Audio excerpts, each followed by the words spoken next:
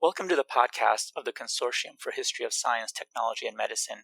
I'm Bob Akashrafi. Today is July 3rd, 2020, and I'm speaking with John Jackson, who is professor of the history, philosophy, and sociology of science at Michigan State University. He works on the history and philosophy of the scientific study of race. Thank you for joining us, John. Thank you for having me. John, in other episodes in this series, we've talked about the history of race science.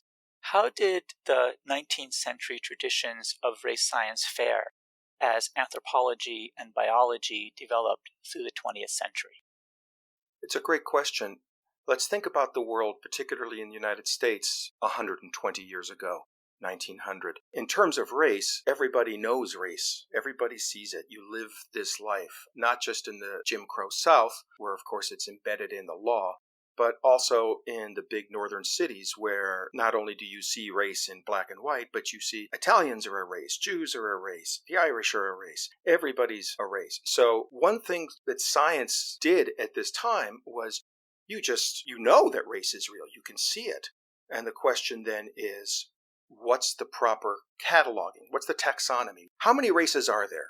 Which one is it? And it's strange in that you can pick any number you want from 2 to 30 in 1900, and you can find a scientist who says, yeah, that's how many races there are.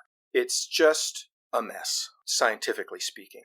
How do you determine what a race is? How do you get the proper number of races? Those are the questions that in physical anthropology, anthropologists who are interested in measuring the human body, particularly skeletons, that's what they're interested in finding out. How do you do that as a biologically informed scientist? So by 1900, certainly by 1910, everybody's a Darwinian of one kind or another. Everybody believes Darwin had it right. There's arguments about exactly how the mechanisms work. But everybody thinks species get their forms through some sort of evolutionary process. Well, one thing evolution tells you is that, look, species aren't fixed things. They're on the move. They're always changing. It takes a long time, but they're always on the move. Take that idea and take the race idea. The race idea says races are fixed. Races are permanent. Races are ancient. Well, how do you hold those two ideas at the same time if you are a scientist? So the place you study physical anthropology in the first third of the 20th century was at Harvard University, and your mentor is a man named Ernst Hooton. And Hooton came up with this idea, which was not originally his, but really nailed this down, that race is defined by traits of the human body that are non-adaptive. That is, Darwinian selection works on things that give an advantage in a given environment. And over generations, that adaptation builds up, and that's how organisms have the forms they do. Hooton has this idea that he's borrowing from other people. If we want to figure out what the races are, we need to focus on things like the shape of the skull, thickness of the lips, form of the hair, length of the limbs. And you can see I'm adding more and more traits. Hooton in the 20s is writing these long lists of anatomical traits, mostly skeletal. How much does the radius, which is in your forearm, right? Your forearm has two bones, the radius and the ulna. What's the ratio of the bowing between that? What's the ratio of the humerus bone, which is the upper arm, right? The one that attaches to your shoulder. What's that ratio to the ratio of the length of your thigh? You keep piling on these. It must have been incredibly tedious work to work in Hooton's lab. But the problem is, the more traits you pile on, the less likely you are to find a reliable taxonomy that divides people into the world. That's not how science is supposed to work. Science is supposed to say, if you get better tools, you get better answers. And what's happening in race is you're getting better tools and your answers are getting worse. So one thing is that this program of focusing on non-adaptive traits to identify race is collapsing, more or less. It's dogged. It stays there for a while, but it's not getting us anything. The other thing that's going on in anthropology is the result of a Jewish-German emigre named Franz Boas, B-O-A-S, who comes to this country and founds the anthropology department at Columbia University in New York City. And for a while, Columbia and Harvard are these great rivals. Boas is an incredibly sticky scientific researcher. And he basically makes the argument that you haven't proven anything, Ernst Hooton and that school. You haven't shown us anything. We can't assent to this program of study. And he does work in physical anthropology that takes something like the shape of the skull, which was really seen as one of the gold standards for racial markers, oval-skulled people versus round-skulled people. And he shows that in a generation, the shape of the skull can change. Well, that's no pathway to stable race concepts, right? If in one generation he looks at the children of immigrants from European countries. Other thing he does, Boas, is he gives us what is then called the culture concept. This idea that culture is universal. Everybody has a culture. They're all different. They're all different, and they have to be understood on their own terms. I always like to point my students to a quotation by one of Boas's students, Alexander Goldenweiser, in 1922, in one of his books says, "The old way of thinking taught us that humans are of many types, civilization is of one type." And what he meant by that was this old school of thought was civilizations are good or bad. European civilization, obviously the best. That's what civilization is. Stuff that these other people around the globe have, that's not civilization. And it's because the people there are different from the people of Europe. So the first half of Goldenweiser's point is the old school was humans come in many types. I'm paraphrasing. Civilization, only one type. Boas and his students taught the exact opposite. People are all the same. Civilizations are many. So the assumption of Boasian anthropology, simply because you haven't proven otherwise, is let's assume we're all the same. In different environments, we're going to build different kinds of culture, and each of them works on their own terms. And what that does is it separates this idea that civilization is the product of racial types. So Boas really shifts the burden of proof is what he does. He says, look, race scientists, you go about your business trying to prove races exist. You haven't done it so far. In the meantime, we're going to just say, well, as a working assumption, everybody's basically the same. What kind of civilizations do they build? What kind of cultures do they build? And that takes the steam out of a lot of race science. So that's kind of the first attack on 19th century science in 20th century. The other attack comes from the rise of population genetics in late 1930s, early 1940s. Population genetics comes out of what historians call, and those at the time called, the modern synthesis, which took Darwinian evolutionary theory and merged it with genetic theory and saw how they worked together. People like Theodosis Dobzhansky, who was a Russian immigrant who comes to this country.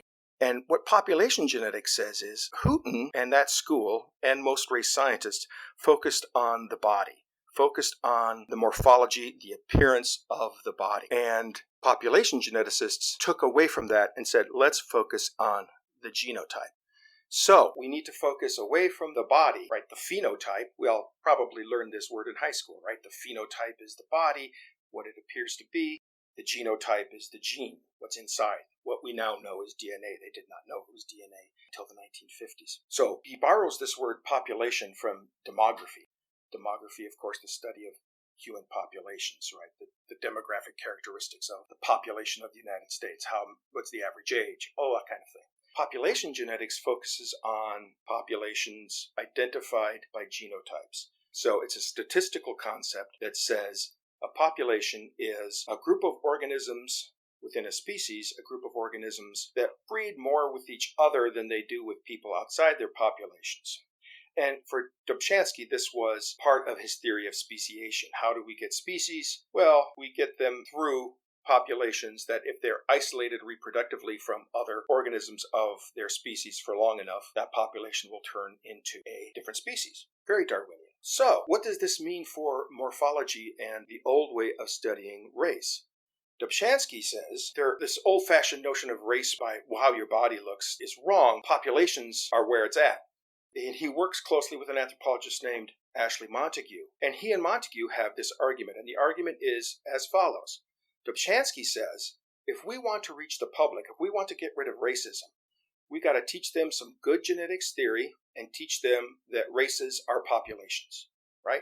Populations have some reality to them, that this concept, that everyday common sense notion of race that everybody has, is not real. Populations are real. Montague wants to say, you're absolutely right. They work together. They publish papers together, Montague and Dobzhansky. You're absolutely right, but let's not use this word race. Let's use the word ethnic group. Ethnic group captures this culture concept much better. Let's not use the word race to refer to populations. And Dobzhansky wanted to take back the word race from the racists and use the word race to refer to populations. Dobzhansky's argument was, look, Ashley Montague, if you call these things ethnic groups, the racists are just going to borrow that and say, okay, well, let's not let these ethnic groups into the country, or let's make sure these ethnic groups it doesn't get you anywhere. Montague's point is this word race has too much baggage. Remember, this is right after World War II. Racism has a very negative connotation it did not have before World War II. But the point is, both scientists agreed that when you use the word race and you point to a genetic population, you're pointing to the exact opposite thing that you were pointing at under this Hootonian tradition. Hooton said races are defined by non-adaptive characters. Dobzhansky's population concept says, no, populations get the way they are because they're adapting to the environment. So they're temporary, they're on the move, they're statistical. So it is a much different concept. And how that translated then in subsequent generations, I guess, is where we need to go next.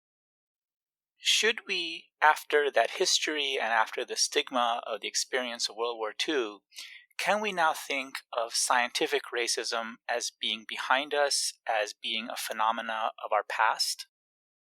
No. Unfortunately, we can't relegate scientific racism to the dustbin of history for a couple reasons.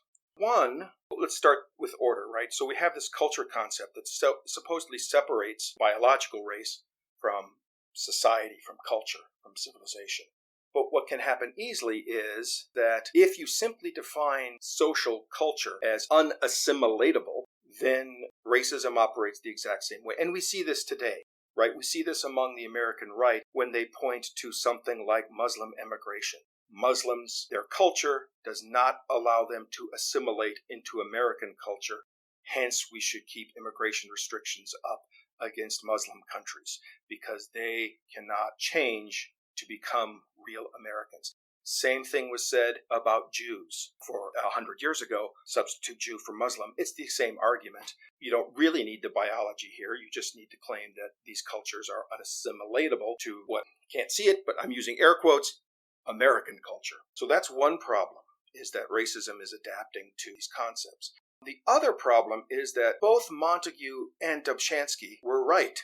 We can see that Dobzhansky's criticism against the use of the word ethnic groups, it works the same as racism. Dobzhansky would say, ha, told you so. Montague would say to Dobzhansky, but look what's happening to your culture. Look what's happening to the notion of population genetics. What you see today are people who want to prove that race is real simply using the language of population genetics. We have computer programs, networking programs, that study genes and can cluster genetic relationships into time. In 2014, Nicholas Wade is a New York Times science writer, and he wrote this terrible book called Troublesome Inheritance, where he points to these programs. I think he points to the one that's called Structure, and says, aha, see, Structure found 5 different continental populations, just like the old school 19th century anthropologists claimed there were 5. One from Africa, one from Europe, one from Asia, and then the Americas and Oceania. Aha, you see, modern genetics proves ancient racial typologies, 150-year-old racial typologies, is true. So that's what Montague would say back. And it takes a great deal of careful explanation to point out that, look, Structure found 5. Actually, it didn't. It found 6 in the study that Wade is referring to because you ask it to. You say, cluster these populations into n number, whatever number you are interested in. These programs, population genetics, is not interested in classifying humans or any other organism into taxonomic categories. It's interested in finding out evolutionary histories. So whatever number you decide helps you understand evolution, or in the case of humans, epidemiology, diseases, that's the number you would put in. None of those numbers are any more real than any other number you would choose. So racism is very adaptive because it simply takes whatever you throw at it and kind of sucks it up and reformats it and bends it and twists it and often breaks it until you get the same old arguments that we've had for, 150 years, 120 years, something like that. So unfortunately, racism is alive and well and can be used in the sciences as easily as it can anyplace else. We've been talking about the sciences, and you've been telling us how the science of race has changed. What's been the relationship between the sciences and with public understandings of race? In some ways, I have a depressing job in that, I teach classes on scientific racism and racist ideologies and things like that. My students come into class on day one and they tell me race is a social construction. And then they sit back and say, well, we're done. It's a very common phrase. It's one you hear quite a lot. The problem is they don't know really what that means. They don't know what is a social construction versus something that's not a social construction. And they think, and often people like Nicholas Wade or other people who are interested in recapitulating these old racial categories, pit science against social construction, right? And kind of Nicholas Wade's line and others who follow that kind of thinking is, oh, you're rejecting science when you say race is a social construction. Ashley Montagu, who's often pointed to as kind of the villain who started Social Scientist, one of the book where he expounds on this, goes through 6 editions, the first one in 1942, the last one in 1999, and they point to him and say, oh, he's anti-science, not even realizing that Montagu's idea that race was a myth comes out of the science. It comes out of population genetics. And so you get this kind of false dichotomy between social construction of race and science, which is not at all the case. In fact, if anything, we learn from these early population geneticists and the anthropologists who took up them, people like Sherwood Washburn, probably the man who brought genetics into modern biological anthropology. Washburn simply said, this is a pragmatic concept. How many divisions of humanity do you need in order to understand our evolutionary history?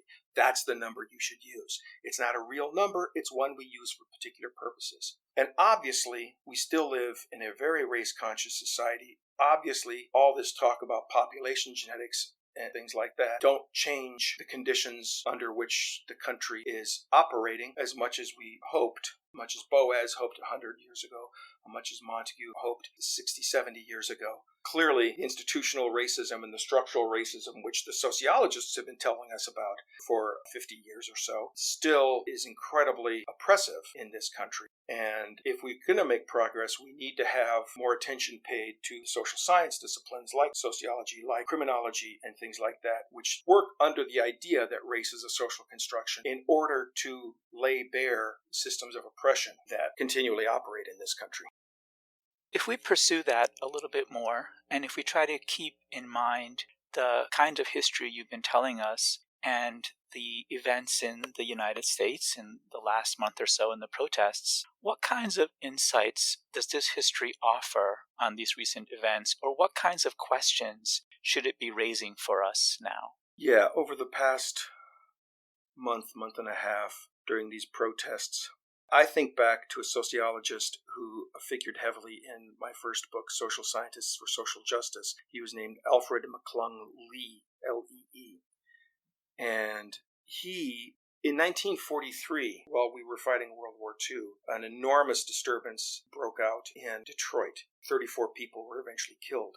Alfred McClung Lee at the time was working at Wayne State University. And he ran out into these protests. Picture in my head is he runs out into these, and he has a notebook, and he's just taking notes and interviewing people and trying to find out what's going on. And eventually he publishes a book that same year called Race Riot. And Lee says in that book, the so-called riot was started because of rumors. It was a hot summer day. Rumors were that the police had killed a black child, and things just escalated. And Lee's point in the book was it wasn't that trigger, right? It wasn't the proximate event of this rumor about police use of deadly force. It was thousands of things. It was thousands of things built up over time in this incredibly segregated and oppressive city, filled with economic, even in the 40s, right, economic distress that hits black communities much harder than white communities. There's no one thing. If we want to solve this problem, we need systematic, large-scale commitments to changing the way people live. And this is 1943, and you can find these same sorts of arguments made in the teens, in the 20s, in the 40s, in the 60s. Psychologists and sociologists have been telling us for a century, look, the tragic killing of these people by police, and since the past 30, 40 years, it's been police violence that has triggered this. Yes, the police need to be reformed, but society needs to make real this promise, and it hasn't yet. And so what I see over and over again is kind of depressing, in that my students have been walking into my classrooms for 30 years now saying, race is a social construction, problem solved. And I also hear this from my students. Yes, older generations, they were racist. Our generation, we're not. Well, you hear that for 30 years from your students, you know that something's going on. Something systematic is going on. Because those first students I had are now all grown up, and it doesn't seem like we've made a whole lot of progress on this front. And what we need is a real commitment from the country to really do something about this. And to the extent that people who enroll science to blame black people rather than society, to the extent that they enroll racial realism as an explanation for black poverty, for example, which happens all the time among that crowd, we just, as historians, need to point out this is what they said after World War I. This is what they said during Jim Crow. There is nothing new here. This is the same old argument, and it has accomplished nothing. And that's what I see kind of my role as when I look at kind of modern day scientific racism, is just to say there's nothing new here. This is a zombie walking around. It's about time somebody cuts its head off.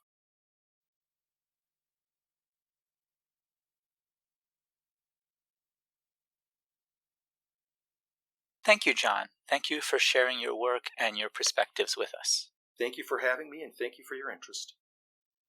This has been a podcast from the Consortium for History of Science, Technology, and Medicine, and I'm Jessica Linker, a program coordinator at the consortium. You can find other podcasts, video lectures, archival spotlights, as well as opportunities to connect to our community of scholars at chstm.org. This podcast is made possible with the generous support of the Pew Charitable Trust, the Andrew W. Mellon Foundation, and the Rita Allen Foundation.